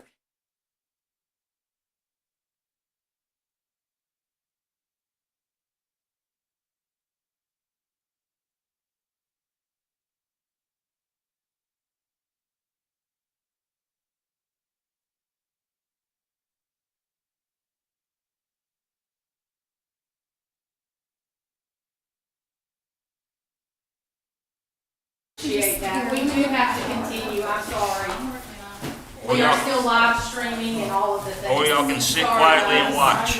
Or you can stay to the very end. That's not a favorite option. Very good point, David. Thank you. thank you. Thank y'all. You have the better voice. I'm loud. I can be loud when I get. Apologies for getting heated. Sorry.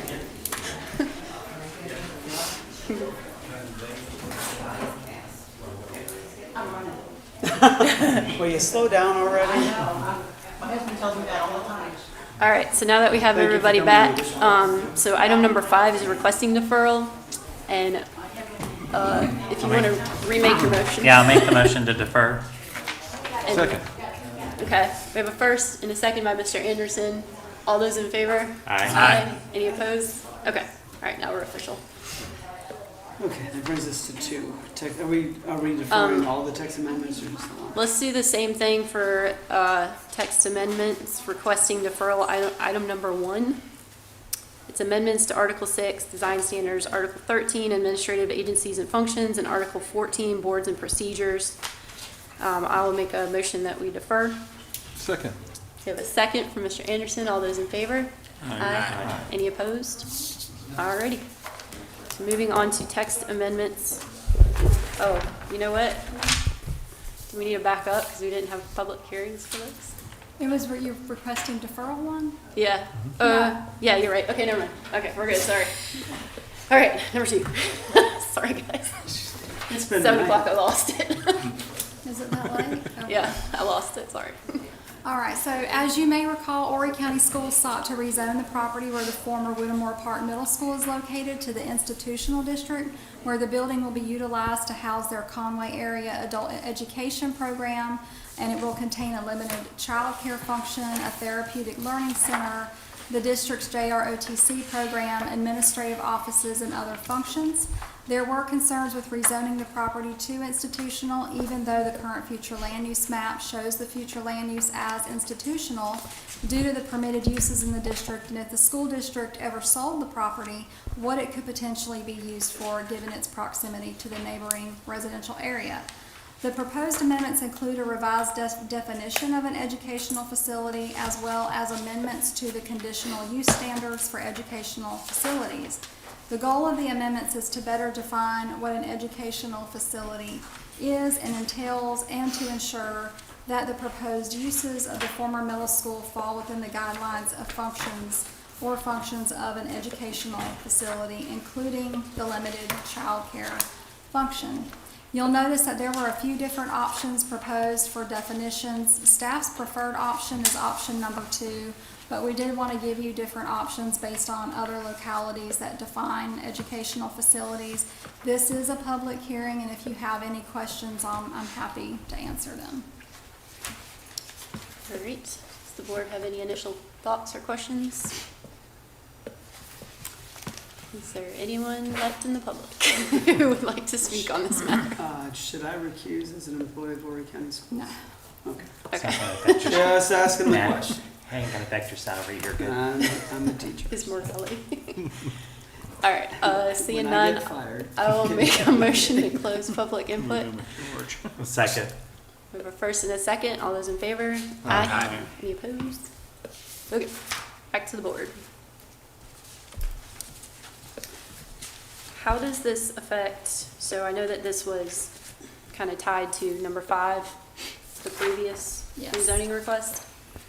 So how does this affect, or what is the outcome of making these revisions with regards to that parcel? They could withdraw their rezoning request because now we'd have a clearer definition of what an educational facility is, that it's not just tied to elementary, high school, and secondary education, that there are other types of education that could be centered around, could be done at an educational facility, including a therapeutic learning center, adult education, whereas right now it's kind of boxed into that secondary K-12.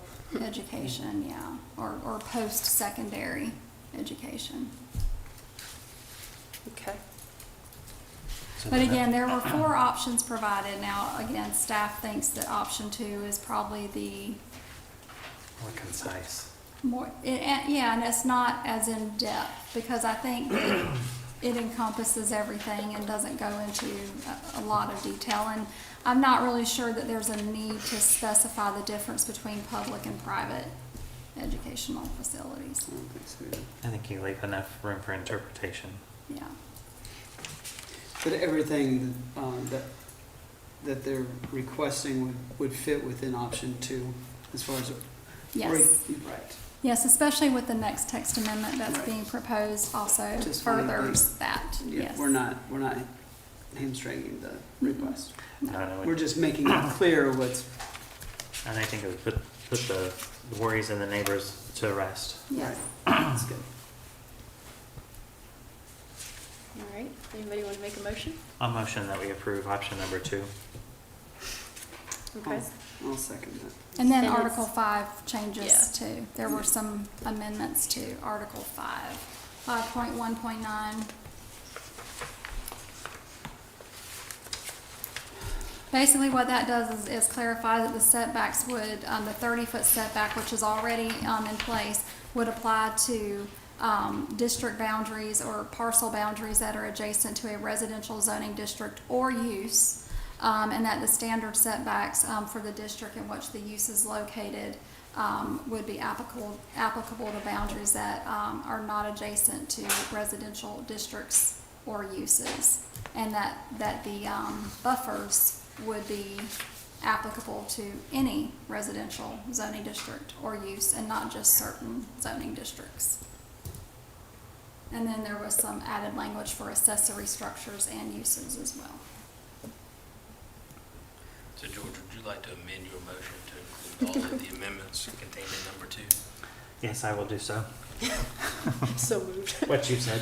Yes, I will go through and amend my motion to approve option number 2 as well as the amendments to Article 5.1.9 as noted.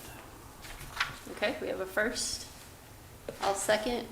All those in favor? Aye. Any opposed? All right, motion carries. Moving on to number 3. Amendments to a bunch of articles. This is why she can't be at home sick. Okay, so amendments for daycare facilities. So in February, Planning Commission discussed proposed amendments that arose from a request staff received by someone looking to open up a limited child care facility in a shopping center, which would offer more babysitting services for parents who may have doctor's appointments, going shopping, or other similar errands. Staff opted to defer the proposed amendment in order to do a deeper dive on state law and to see what other areas required, for certain types of childcare. Currently, the UDO does not address childcare that the state deems legally exempt from licensing requirements, which means that the facility is open for less than 4 hours per day, no more than 2 days per week, and operates on an irregular schedule, such as on school holidays. So we looked at various ways that included more options for providing childcare within our ordinance while remaining compliant with state law and without compromising the safety and security of children, and considered important factors. So one of the most significant reasons for lack of workforce participation is the shortage of childcare options. Access, affordability, and quality are 3 primary factors that center around those childcare shortage. 42% of South Carolinians live in a childcare desert, meaning that there are 3 children for every single licensed spot. In Conway, for example, the average wait time for one spot in an infant in a daycare is a year or longer for center-based care. The low supply of available child care slots helped drive up cost. The average cost for center-based care in 2024 was $9,000 per year or higher. And finding high-quality child care can be a challenge due to high employee turnover rates and poor employee compensation. Disparities and lack of child care options disproportionately affect low-income and minority families because they limit workforce participation and exacerbate inequalities in education, health, and economic opportunities. Many localities include child care regulations in their ordinances that create a barrier to those seeking to offer home-based care for children as an alternative, including Conway's ordinances, as these regulations have not been updated to accommodate home-based care.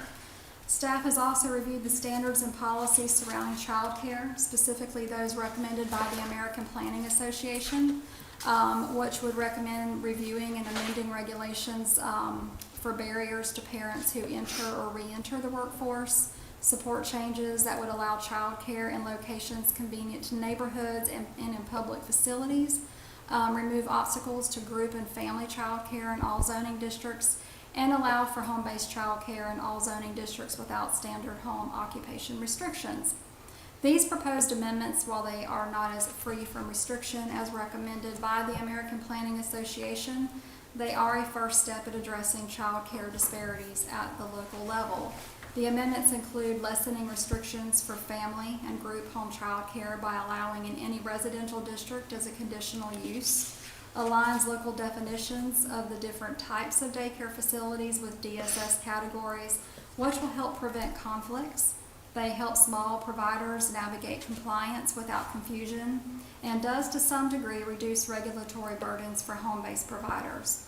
The proposed changes are not just about land use, they are about removing barriers, promoting equity, and ensuring that every family in Conway, regardless of income or zip code, have access to safe, affordable childcare close to home. This slide provides an overview of some of the proposed changes, and if you notice, you do have a handout. There are a few more amendments with regard to the outdoor play area specifically. Rather than requiring them to be privacy fences, which was an addition, the school district doesn't use privacy fencing, and there's no indication that privacy fencing is actually a requirement. The biggest thing is making sure that it meets the minimum and maximum height standards that are provided and the approvable fence materials. Child care centers could previously use chain link fencing, and that has been removed. If you have any specific questions about the proposed amendments, I'm happy to answer. And this too was advertised for a public hearing. The biggest thing with the family child care home is that rather than only allowing in R2, R3 professional and mixed use, removed from the mixed use district because that's more of a special zoning district, like a PD. The fenced-in area of 750 square foot requirement required mirror side yards. That was what it was previously, but it's unclear if outdoor play areas are even required in home daycare, so they would need to make sure they're compliant with state law. There are general standards provided in the amendment that would be applicable to all types of child care. One of them being that they do have to make sure that they're following all local, state, and federal laws, in addition to the city's ordinance. But if they are going to provide outdoor play area, if required by the state, it must be enclosed by a fence. There is a residency requirement, so if you want to have an at-home daycare, it must be your primary residence and you must be the operator of the daycare. Hours of operation are limited to 7 a.m. to 6 p.m., no overnight care. License or proof of exemption or registration is required, and they cannot advertise with signage. And then you can see the group home child care. I did highlight the R and R1 districts just because you can have 7 to 12 children. There's a little bit more that goes in with that. They do have to have licensing, and I wanted to see if that was something you were okay or comfortable with, or if you wanted to limit the actual zoning for group home child care. And then the other changes for after-school programs or similar programs. We had after-school programs, but it was very limited, and this just says that you can do it as a conditional accessory use to educational facilities or child daycare facilities or religious institutions. And then there's a conditional use that would allow it in any residential district, provided it is qualifies as being legally exempt from state licensing, or proof of licensing would be required for more than 6 children. But I'm happy to answer any questions that you have. I know it's a lot. It took staff a very long time. I had a lot of help. Our intern has done a lot of work on this as well. We did a lot of comparisons with other places, but our biggest thing is just to help remove some of the barriers from having places where child care could be offered, especially at home daycares. I get I'm totally supportive of the principle, but the group child care home component really makes me nervous. I'm just thinking of these, that would open that up in these subdivisions with houses stacked up on each other, and you got a dozen kids and the traffic coming in and out. You probably have to have an employee or two to run a 12-kid daycare, depending on how old they are, and you can where they will park. Yes, you do. Exactly. So I maybe limit it to professional. but I didn't like that. And that's, yeah, and that's totally Family fine. child care home, I mean, you're not changing a whole lot there. But, is there a reason why we left out R1 to begin with? Well, group home childcare wasn't even an option. Well, I'm talking about in family, I didn't. No, I don't know why. Okay. I don't know Well, I mean, why it was left that out. makes sense, have R1 especially. Yeah, so I was just, for the family child care home, in any residential district. Yeah, I don't have a problem with that. I think that makes sense, but the 7 to 12 kids, pretty much everywhere, That's a daycare line Yeah, that's a middle I don't area. like that. in the neighborhood. I mean, I can be convinced otherwise but those are just, that's just my initial reaction. How I got a related question. How would staff determine neighborhood compatibility? Basically, I'm The just, whole goal like, is is there to a make- rubric, or is Yeah. there like, who's the person who decides that, or? is you there- don't want there to be, you want it to look like a single-family home from the outside. You don't want to So drive we're through a just- neighborhood and see that it's being run like a daycare, that there's, parking places that are installed. If you have to go so far as to have 5 employees, or install a parking lot, and there's constantly people going in and out of your house, then you're probably too big to be in, a residential area. Who would be the enforcer of that? Is that? Well, the first things first is that they'd have to get a business license. Okay. They would also have to be licensed through the state because it's more than 6 children. Right. So they would have to comply with all state licensing requirements. And then there would be, an inspection. Staff would go out there to make sure that, and maybe, and I'm not 100% on this, but it might be a situation if fencing is installed or they might have to have a fire inspection, because I know for child care centers that is required. But there might be other inspections that may be necessary. Otherwise, it could just be complaint driven. We would get complaints, I assure you. Right. We would get complaints. If there was like something like that going on in a neighborhood, we would know about it. So we could just remove R in general from You could, group childcare homes? you could recommend removing group child care home from being one of the options altogether. You could remove, some of the zoning districts that are proposed, or for group homes being R1, because those are kind of the most common, residential districts. R2 and R3, you can have multifamily, so, that's why, or professional, that could be business or residential. You can have a single-family home or a business and professional. In fact, there was an amendment done several years ago that actually allows you to have a business and a home on the same property or in the same structure. So that one you may, as Mr. Sly said, that might be one that you would want to leave in there if you want to leave the group home as an option. So, question that you just raised, that's 12 children as long as they're not related to the caregiver. It can be even more That's right. children if it's related to the caregiver. Well, yeah, so Wow. no, so if it has to, the 12 children has to include their own children and any child related to the owner or operator. So it's just a head count, That so would be a little- that number can't be Did I- I exceeded. get 15 in my house. No. But you can get a baseball team. Can't go You to. can get 12, you can get enough for a team.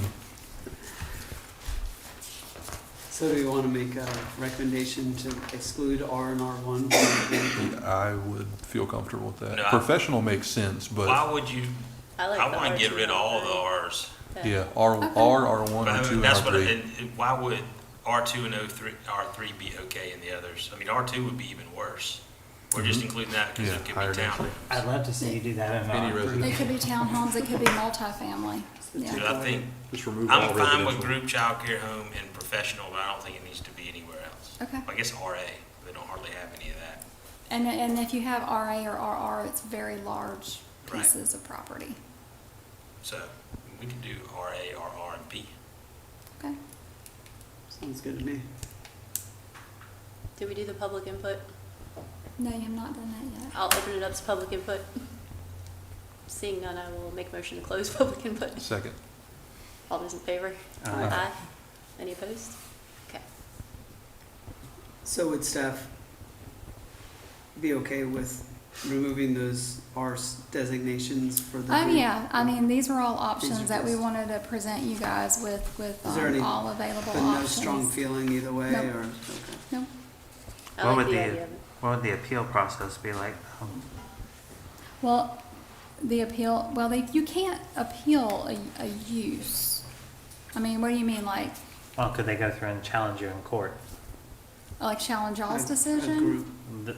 Challenge your ordinance in court for you limiting them for not being able to do this? Are there state laws that provide? Well, right now, them? group childcare isn't even an option available in our ordinance, so the addition of it in itself is actually a benefit. I don't know why anybody would appeal the fact that we're allowing something that we didn't allow before. Does state law allow people to run a Yes. group child? Yes. I guess a license under DSS, I just Mhm. looked So at there that. is, It's, Up to yeah. 12 that are not related to you. and there's no limit on the state law that would say the size of the parcel or any sort of recommendation on that? I'm not. That would familiar be, with state yeah, law. they would have to be licensed through state law. The only ones that you could be exempt from licensing, based on what I've researched, is family child care, so six or less. But you could have your 6 kids plus 12 that aren't related to you. No, you can't. Oh, yeah. So does that put any liability on the city saying that you have to have state compliance proof of licensure? Like if, No, I think that actually helps The situation. helps the city. If you look at their general standards, there's a general compliance that says owners, operators, and providers are responsible for compliance with all applicable federal, state, and local laws, including but not limited to licensing, fire and building code requirements, and ADA accessibility. And those are applicable to every type of a daycare facility that's listed.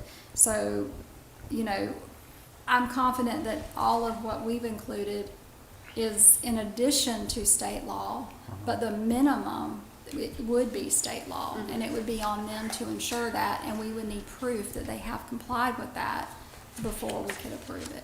Yeah, the thing in here says DSS and then Department of Health comes in and whatnot. And we're also talking about the adult daycare facilities. Is that part of this? Yeah, it was actually duplicated in our definitions, I'm not sure why.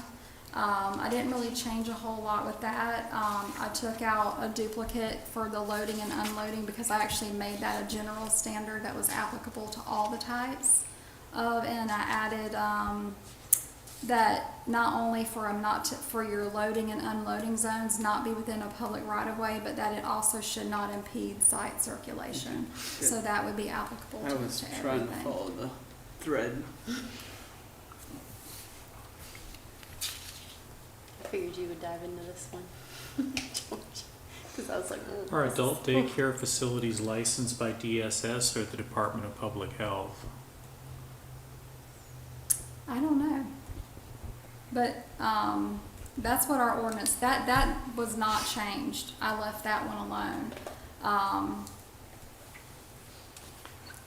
I can change that to be, Did it show proof of Department of Pub- licensure?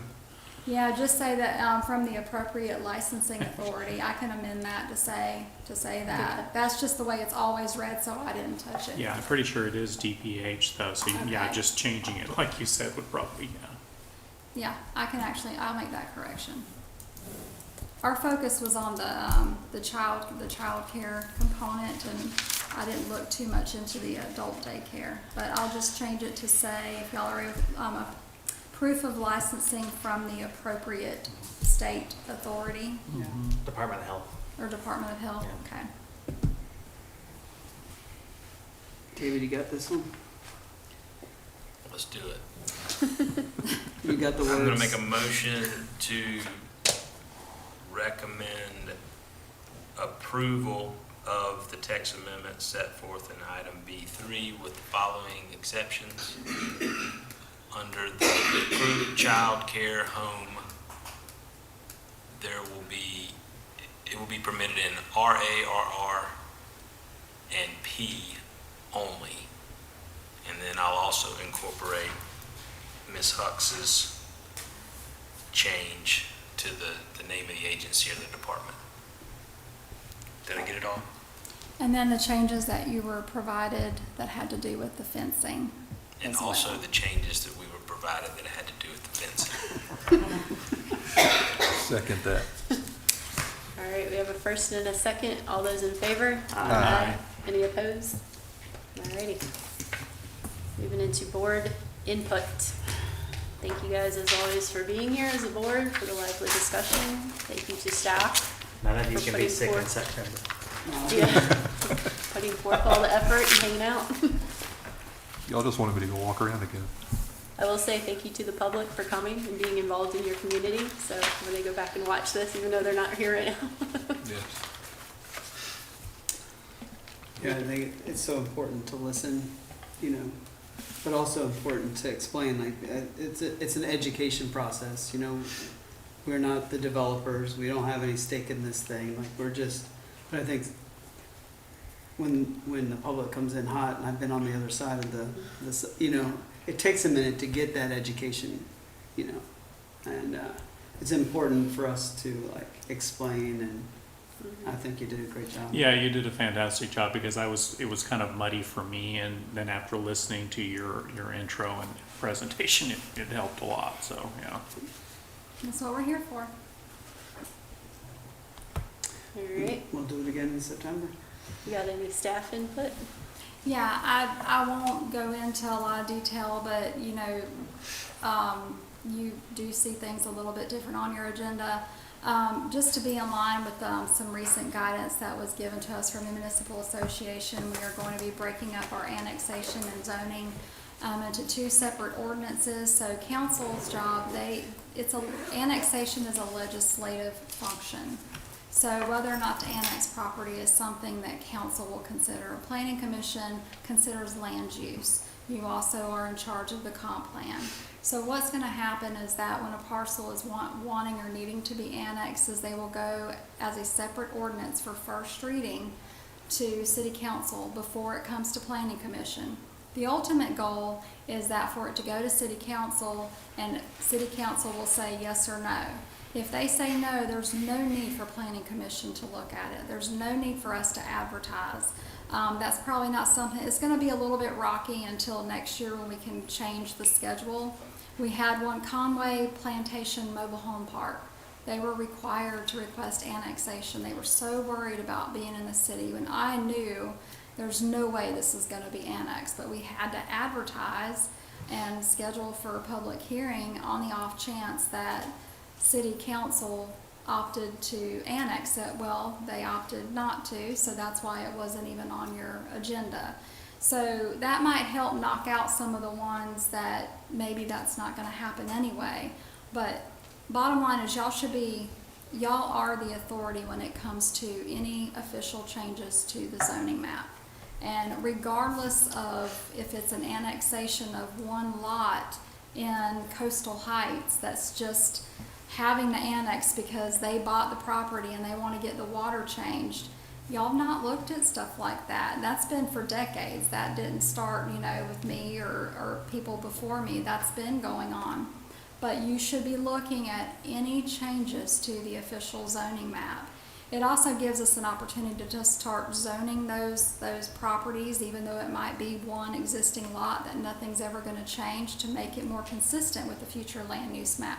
So you're going to have a lot more requests going forward, but it's going to be restricted to just the zoning of the property, not annexation and zoning, because annexation is legislative function and you guys are in charge of reviewing the land use map and the comprehensive plan, which that's going to keep you busy enough over the next few years once we get that started. So it'll go for annexation ordinance, then it'll come to planning commission for zoning. The zoning ordinance will go to city council for first reading. And then at a next meeting, the annexation ordinance and then the zoning ordinance will be together on a council agenda for final approval. So it's gonna be a little bit confusing. It's gonna take a while for us to get used to. That's gonna be part of a larger amendment. That'll be Articles 1, 3, 6, 13, and 14 of the Unified Development Ordinance. I am working on it, but we realized that we needed to add, yeah, we realized that one change affected other articles, so I wanted to advertise those articles as well, so that's why we requested deferral. This is a list of other amendments that are gonna be coming to you. I just wanted to make you aware. Article 5 regarding keeping of non-commercial livestock fowl in forest agriculture, which is a agricultural district. The intent is agricultural farming. You can even do residential, but on parcels of 5 acres or greater, the goal is to allow them to have horses or cows for non-commercial purposes and even related accessory structures on 5 acres and more. And the reason is as we expand, most of the areas that we're expanding into, the future land use map shows a lot of FA, a lot. So you're going out to these rural communities where you're gonna deal with farms and things like that, and where this is what people do out there. So I wanted to make sure that if someone had to annex or wished to annex and come in as FA, that that was a possibility. And then highway commercial on light industrial districts, we are going to be amending the uses. 2 of the uses that we do want to remove from highway commercial is payday loan advance or title loan companies and vape shops. We want to restrict those to the light industrial and heavy industrial districts. Roadway standards for existing lots of record, threshold for requiring development agreements, that'll be a fun one. And then amendments to the Waccamaw Riverfront District, that's going to be a simple one. So these are just some ones that are going to be coming to you over the next couple of months, and I'm just making sure that you know it's going to be a lot of fun, so I expect everybody to be here. Attendance is mandatory. So we won't, Yes, teacher. we won't make a recommendation regarding annexation No. ever again here after. No. Okay, so we're done with that.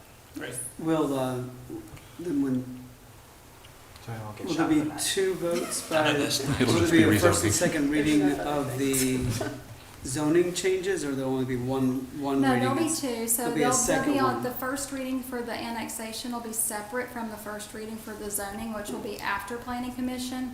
And then the next meeting will bring back that annexation ordinance 1, and 2. the zoning ordinance together. And then a And a second final reading. reading, yes. Yes. Just, A little bit more wrapping it up, confusing, but yeah. actually it's more common across the state than you think, so. Perfect sense.